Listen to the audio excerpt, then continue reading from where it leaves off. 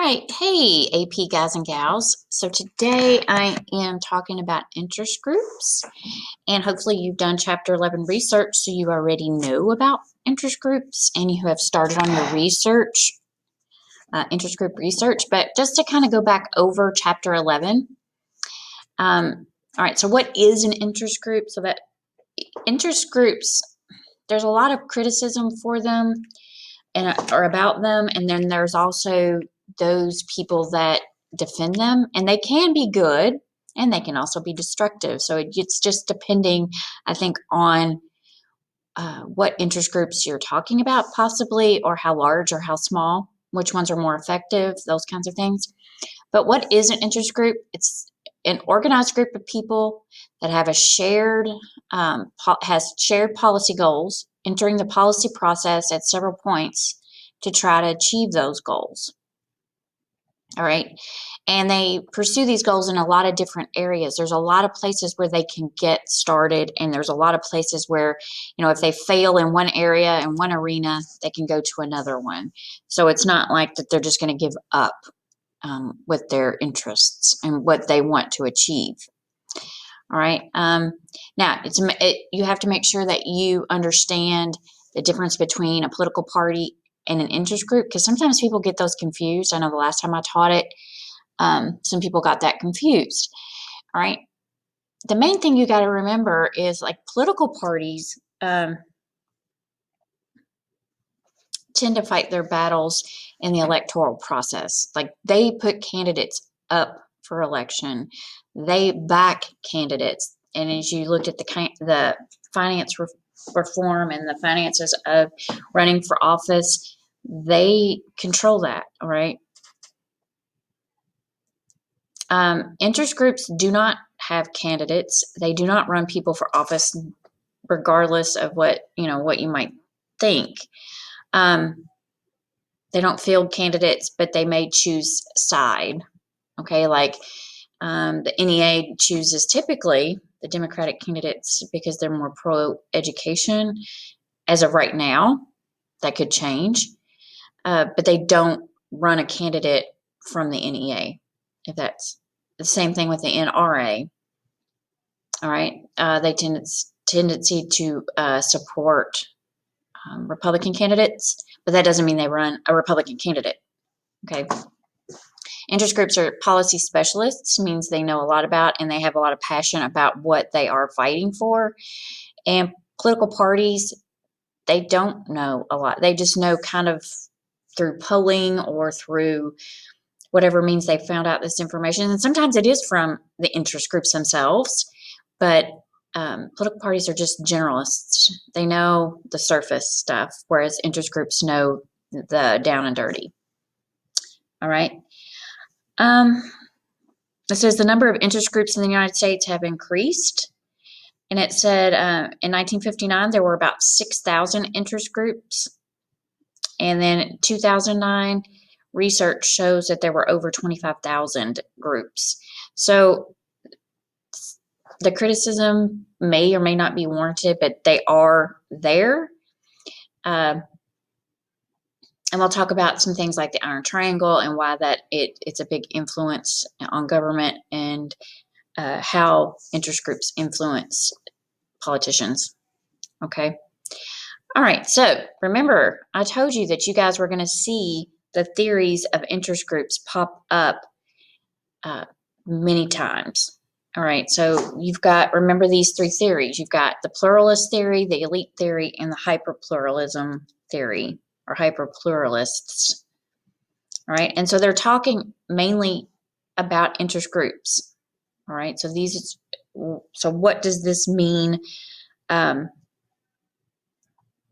Okay. Pluralist is competition among groups trying to get the preferred policies. Pluralism argues that interest groups' activity bring representation to all. So it's like, if you find a group, but they're not getting anywhere, you can join another group that could get somewhere. All right. So there's that competition that makes it good. They believe that groups win sometimes, and lose sometimes. They don't win all the time. And so they have like that group theory of politics, which is kind of the way I've seen it. Could a custodian please unlock room 305? Custodian, please unlock room 305. All right, so they believe that a pluralist theorists offer a group theory, and there's several arguments to why that is. So make sure that you kind of understand those. All right, so the pluralism theory, it says groups provide a link between the people and the government.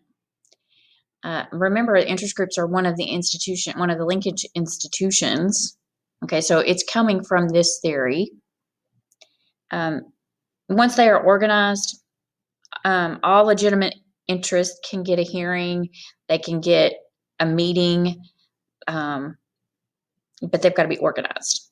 Okay, and so sometimes these groups they have a lot of good ideas, but they're not organized. All right. It says groups compete, and it says no one group will become too dominant. So that competition keeps, the wolves at bay, so to speak. So no one group can be bigger than the other one. So you've got a labor group, you have business groups, you've got consumers, environmentalists, and they're often making competing claims. So how do you balance that out? And I think that might be a party problem too. I think that they're going to have to find some kind of balance or whatever. But you've got these groups that are pushing their agendas to these people. Okay. All right. So then they kind of have to sort that out. Groups play by the rules of the game. All right. It says in United States, group politics is a fair fight. This is a theory. Okay. Theory. With few groups lying, cheating, stealing, or engaging in violence to get their way. I don't think that they get violent, but I do think the competition does get ruthless. Groups weak in one resource may use another. Big businesses have money on its side, but labor have numbers. All right. So whereas businesses can pay for lobbyists and whatever, it says they have numbers so that, if people start showing up, I know like this might not be a good example or it might be a sticky example, but like the teachers showed up to lobby. I mean, we didn't our lobbyists weren't getting a seat at the table in Frankfurt, but when teachers started showing up in numbers and started pressuring, they actually discussed things. I don't know that we didn't get everything that we wanted, but that is an example of that. All right. It says, so again, some groups are stronger than others. Some of them have more resources. Some of them have more money. Some of them have more people.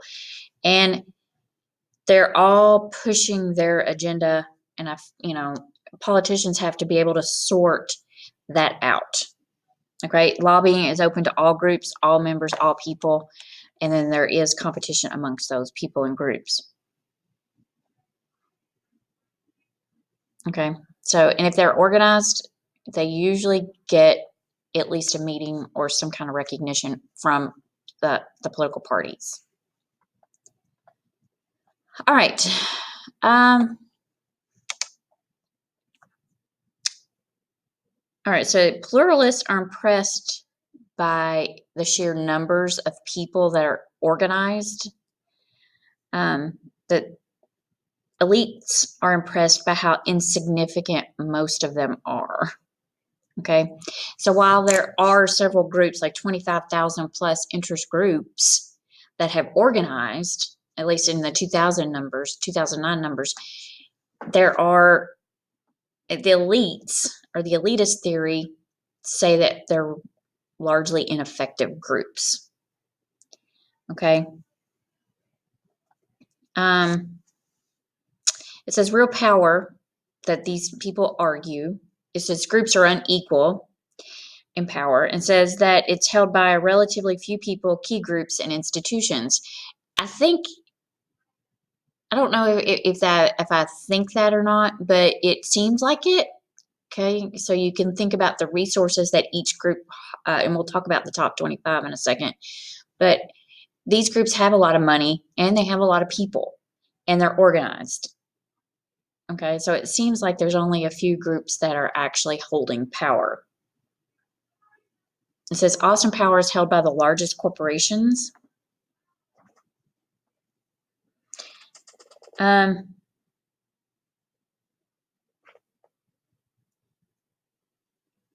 It says the elitists see the rise of mighty multinational corporations as further tightening the control of corporate elites. So it says a prime example is America's giant oil companies. Robert Engler, this is coming from your book on page 308, has tried to show that government has always bent over backward to maintain high profits for the oil industry. And if you think about, all right, so you've got types of groups, and you've got the environmental group, you've got the oil industry, you've got the car industry, you've got different car industry, like they're wanting to make a hybrid car, or they're wanting to, those groups really don't have it. The environmental groups are really struggling to get those voices heard because of the lobby groups, and we'll talk about that in a second, the lobbyists and the pressure being put on by the bigger companies. All right, so the elitists might have a point, okay, and all right, and it says other groups win minor policy battles, but corporate elites win the big decisions. So that whereas that they might be able to try building a hybrid car, they're not going to get any help from the government, okay? Or the Clean Air, Clean Water Acts, environmental issues. They don't right now. They don't pack that punch that they needed. They had like under the Obama administration, I think. But anyway, let's look back up here. It says power of a few is fortified by interlocking directorates. It says for example, that 1/3 of the top institutional positions are occupied by people who hold more than one such position, resulting in a so-called interlocking directorate. Meaning, like if they might be a trustee of a university and they might be a chancellor at another university, or they might be a chancellor in a university and they also hold a corporate board position, say for Humana. All right. So you can think about how they're going to push their agenda under this theory. All right. So they're probably not going to push social medicine. They're probably going to push privatization because that would keep their board position alive, and they could push kids through to, or people to become nurses to work in those positions too. So they're thinking that through this elite system, they have more than one position. It's kind of hard to change people's minds when it's the same people running the show. Hope that made sense. All right, if you look here, and the perceptions of the dominance of big interests. All right, you have big interests and then all the people. So the big interests, it went down in 2002. I don't know if I agree with that, but anyway. This figure tracks responses to the question, would you say the government is pretty much run by a few big interests looking out for themselves, or that it is run by the benefit for all people? This is the only time it seems like this one and in 72 that they seem to think, yes, that they were being run for the benefit of the people, I think. Now it seems like it's gone way up again. So if you look here in 2010, of course, granted, that's 10 years ago. I don't have a graphic for now, but it seems like there was a big gap in that. And I think this might be a little lower now under the finishing up the Obama administration. But I think once 2016 hit again, I think people's perceptions is that it's going to go back up, and they're not really looking out for anybody else. All right, so if you look here, depends, don't know. and this was going up. I don't know that that's gonna, I don't think that's kind of continued if you look at the trend here. So if you look at the trend here, this one's a little bit flatter. Of people that don't know, I think in 2000, up till 2012, maybe through 15, this might have come down a little bit. And this might have gone up to where it was kind of enclosed here of their perceptions of dominant big interest. But I think once the Trump administration hit, I think it's going to go back and it's going to create a big gap again. That's my perception of it. All right, so hyperpluralism is the last theory that you guys were to know, and you've seen this before. All right, this is also referred to as group liberalism.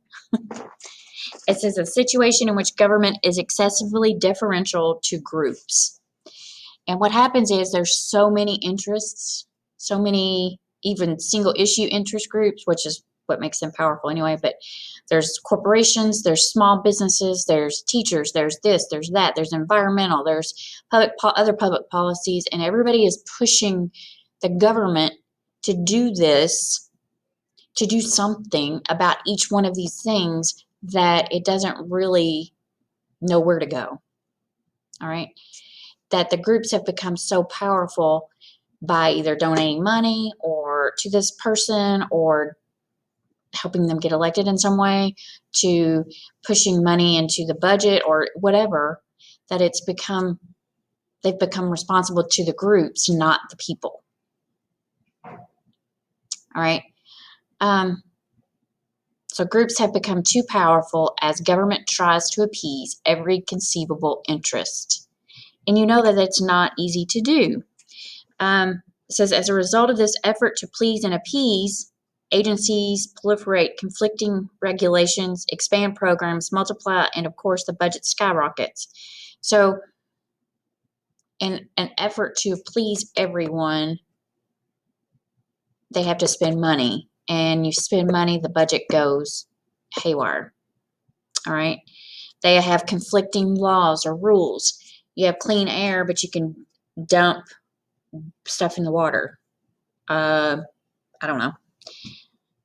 It says if environmentalists want clean air, government imposes clean air. If businesses complain that cleaning up pollution is expensive, government gives them a tax break. All right. They give them a tax write-off for things that they have to buy to control the environment. The pandemic, I'm sure that they've had, if they made the companies buy this PPE for their employees, then they can use it as a tax write-off for big corporations. I don't know about small businesses, but I'm sure that also would be a tax write-off for them as well. But it would affect the bigger corporations more so than, like, the tax break would be better for, I think, a big corporation than it would be for a small business. It says if the direct mail industry wants cheap rates, government gives it to them. If people complain about junk mail, the Postal Service gives them a way to take their names off mailing lists. Okay, so there's all different kinds of ways that's hyperplural. They're trying to be subject to all these groups and trying to give in and give some to, or give in to whatever they want, that they don't put their foot down. I think the problem is in politics is that there's so many, there's a lot of competing interests. And number two, the political parties seem to get involved more than they probably should. And people seem to be subject to the groups who also control the party. All right. All right, so it says interest group liberalism is aggravated by numerous iron triangles. What is an iron triangle? So like interest group liberalism is aggravated by numerous iron triangles. Iron triangles are like the sub-governments. Okay, these sub-governments are composed of interest group leaders interested in a political or a policy, a particular policy.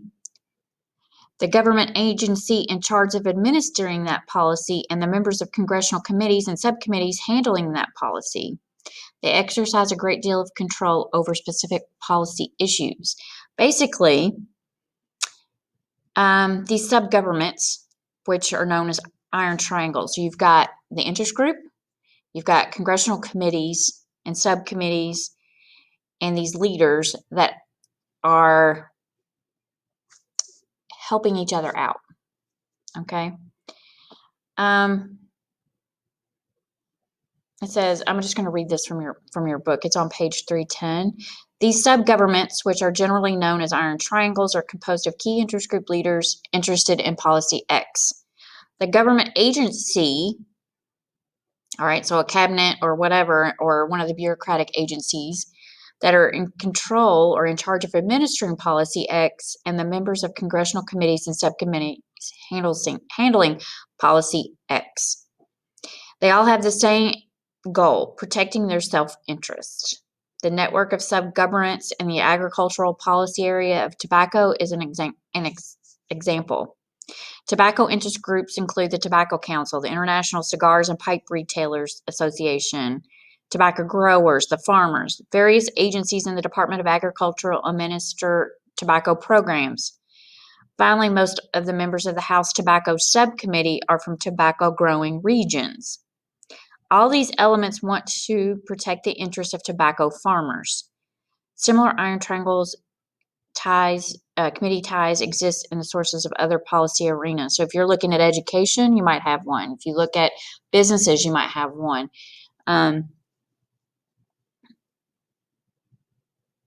It's the main, it says, so it's trying to please every group has become confusing. It's become contradictory, causes a lot of tension, and then the parties get involved, and then it becomes a big mess. The criticism by the hyperpluralists is that that they've become too cozy with each other. That each between the groups and the government, they've kind of cuddled up together, and it seems like the groups are dictating policy. Another example that you might find is look at the ACA. Look at the people that were against the ACA, the Affordable Care Act, or Obamacare. Okay, look and see where they are getting their money from, who is handling them. That might, if there's an interest group that is dictating a policy to them, this theory could be correct. Okay. All right, so just look at that is one that has come up on your test. Another one. All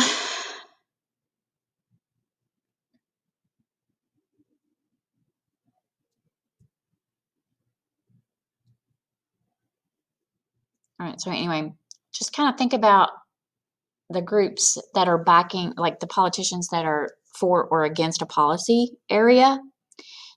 Then you might want to research where they're getting their information from. Okay.